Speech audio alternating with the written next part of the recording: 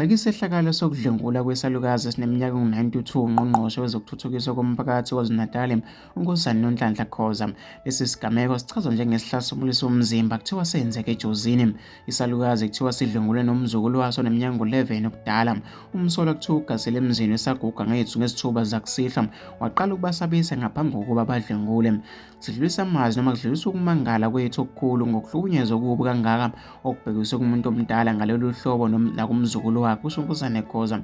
Eqhoba uthe-ke kuyichile elikhulu ukuthi kusenabantu kulesi sikhathi abangenamahloni okwenza izenzo eziveza ubudlwembe nokungabi nazwelo.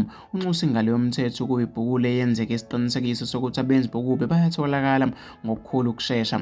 Uthe bafisa ukuthi kube-ke nobulungiswa mayelana nalolu daba alichaze njengolubucayi kakhulu.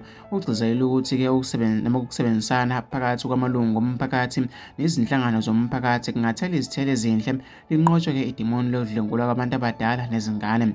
Kumele-ke sonke sisebenzisane senze isiqinisekiso sokuthi izenzo zalolu hlobo ziyagwemeka esho.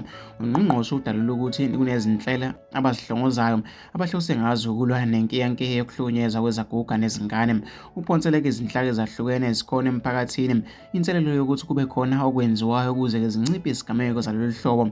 Esephethe uNgqongqoshe uveze ukuthi kunethimba losonhlalakahle lijotshiwe ukuba-ke lihambele kulomndeni ngenhloso-ke yokunikezela ngosizo.